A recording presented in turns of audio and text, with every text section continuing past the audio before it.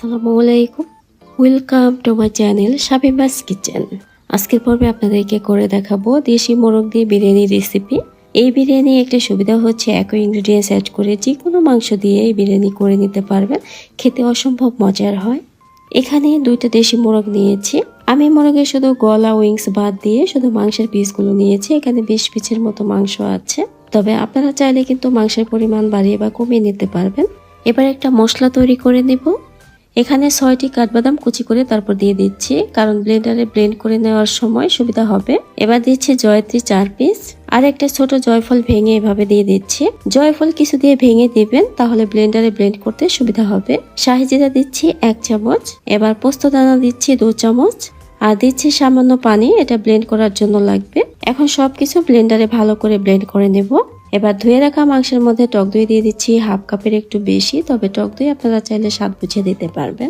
এখন দিচ্ছি শুকনো মরিচের গুঁড়া 2 চামচ, জিরা গুঁড়া দিচ্ছি 1 চামচ, ধনিয়া গুঁড়া দিচ্ছি 1 চামচ, সাদা গোলমরিচের গুঁড়া দিচ্ছি 1 চামচ, তবে গোলমরিচ গুঁড়াটাও স্বাদ বুঝে দেওয়া যাবে। কালো গোলমরিচ গুঁড়া দিচ্ছি হাফ চামচ, এটাও স্বাদ মতো দিতে পারবেন। কাবাব চিনি 1 চামচ গুঁড়া করে দিয়ে দিচ্ছি। এবার শাহি গরম মশলা দিচ্ছি 1 চামচ। এবার ব্লেন্ডার করা মশলাটাও আমি সম্পূর্ণ দিয়ে দিচ্ছি। এখন সবকিছু খুব ভালো করে মেখে নিচ্ছে। আপনারা যদি বাজারে কেনা মশলা দিয়ে রান্না করতে না চান, তাহলে শুধু এই মশলাগুলো দিয়ে ভালো করে মেখে তারপর 30 মিনিট ঢাকনা দিয়ে ঢেকে রেখে দিবেন।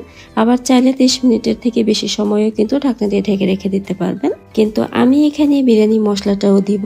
আমার হাতে বানানো মশলার সাথে বিরিয়ানির মশলাটা অ্যাড করলে এই বিরিয়ানিটা খেতে আরো বেশি রিচ হবে।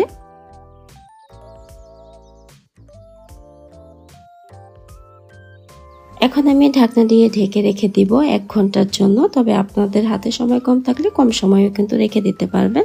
এখন চুলায় একটা কড়াই বসিয়ে দিয়েছি।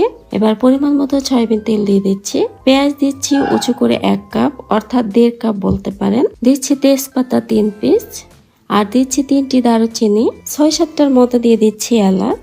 কাঁচামরিচ দিচ্ছি স্বাদ মতো, আর আমি এর জন্যই বলেছিলাম শুকনো মরিচ স্কিপ করা যাবে। লবণ দিচ্ছি স্বাদ মতো। এবার আদা রসুন বাটা দিচ্ছি 4 টেবিল চামচ। দিচ্ছি ঘি স্বাদ বুঝে বাড়িয়ে কমিয়ে দিতে পারবেন। ঘি বেশি দিলেও কিন্তু খেতে বেশি ভালো লাগবে।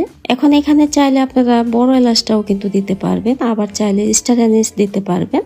আমি যেহেতু শাহি গরম মশলা অ্যাড করেছি, আর শাহি গরম মশলার মধ্যে স্টার অ্যানিস, বড় এলাচ সবই কিন্তু দেওয়া থাকে, তাই আমি দিচ্ছি না। এখন সম্পূর্ণ মাংস দিয়ে দিচ্ছে। মাংস দিয়ে এবার খুব ভালো করে কষাতে হবে। মাংস ভালোভাবে কষানো হলে কিন্তু মাংস থেকে এমনিতেই পানি উঠবে, আর এক্সট্রা কোনো পানি দেওয়া লাগবে না। এখানে ঢাকনা দিয়ে ঢেকে একটু সময় নিয়ে কষিয়ে নিব, তবে ঢাকনা দিয়ে ঢেকে রাখার সময়ও কিন্তু বারবার ঢাকনা খুলে নেড়ে দিতে হবে, না হলে নিচে লেগে যাবে, কারণ এখানে পোস্ত দানা, বাদাম এগুলো দেওয়া আছে। 1 চামচ দিচ্ছি এবার চিনি। এটা হলো ভাজা আলু। এখানে 4টি আলু কেটে ধুয়ে তারপর হালকা লবণ মেখে ভেজে নিয়েছি। এবার কষানো মাংসের মধ্যে এই আলু দিয়ে দিচ্ছি। মাংস কষানো হয়ে গিয়েছে, এখন দিচ্ছি পরিমাণ মতো পানি মাংস সেদ্ধ হওয়ার জন্য।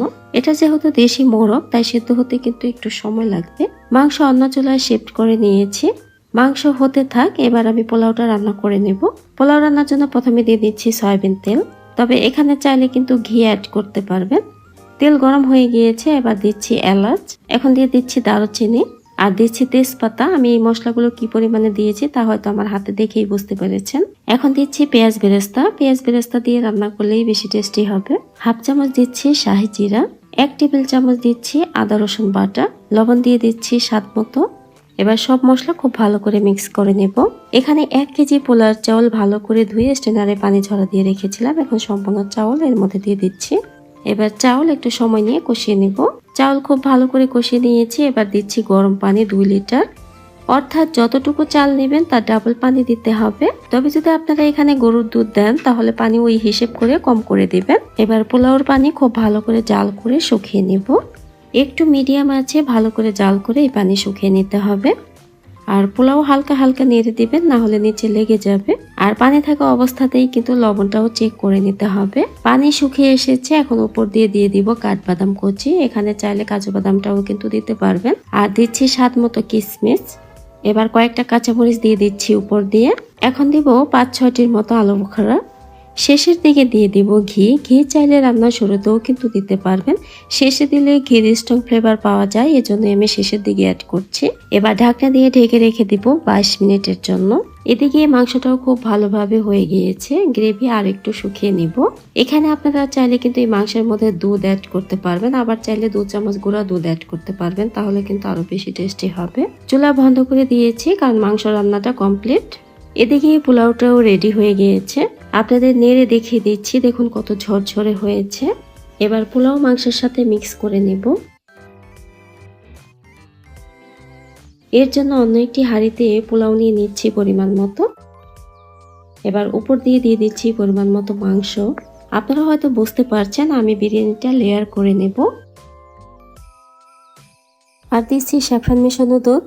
1 কাপ গরম দুধের মধ্যে সামান্য পরিমাণে স্যাফরন রান্না শুরু করার সময় মিশিয়ে রেখেছিলাম। স্যাফরন হাতের কাছে না থাকলে অরেঞ্জ ফুড কালার দিতে পারবেন, আমরা জর্দার মধ্যে যে ফুড কালার ব্যবহার করি সেটা দিলেই হবে। তবে দুধের মধ্যে আমি কিন্তু এখানে কেওড়া জলটা 2 চামচ অ্যাড করেছি। এখন একইভাবে আবারও উপর দিয়ে পোলাও দিয়ে দিব, আর দিয়ে দিচ্ছি উপর দিয়ে পরিমাণ মতো মাংস। এখন দিচ্ছি পেঁয়াজ বেরেস্তা, শেষ পর্যায়ে দিচ্ছি স্যাফরন মেশানো দুধ। সম্পূর্ণ বিরিয়ানি লেয়ার করে নিয়েছি, এখন ঢাকনা দিয়ে দমে রেখে দিতে হবে। আবার আপনারা চাইলে ফয়েল পেপার দিয়ে এভাবে ঢেকে দমে রেখে দিতে পারেন, তাহলে কিন্তু আরো বেশি ভালো হবে, কারণ ভেতরের বাষ্প তখন বাইরে বের হতে পারবে না, আর দ্রুতই কিন্তু বিরিয়ানিটা রেডি হয়ে যাবে। বিরিয়ানি পুরোপুরি রেডি হয়ে গিয়েছে, এখন ফয়েল পেপার খুলে নিচ্ছি। এখন আমি বিরিয়ানির হাঁড়ি একটু ভালোভাবে ঝাঁকিয়ে নিব, তাহলে মাংসের সাথে বিরিয়ানি খুব ভালোভাবে মিক্স হয়ে যাবে। তাহলে দেখলেন তো এই বিরিয়ানি বানানো কতটা সহজ। আমি এইভাবে রান্না করে যাকে এ পর্যন্ত খাইয়েছি সেই আমার অনেক প্রশংসা করেছে, তাই ভাবলাম আমার এই বিরিয়ানিটা আপনাদের সাথে শেয়ার করি। তবে আপনারা একবার ট্রাই করলেই কিন্তু বুঝতে পারবেন যে এই বিরিয়ানি খেতে কতটা মজার হয়। সবাই অনেক ভালো থাকবেন।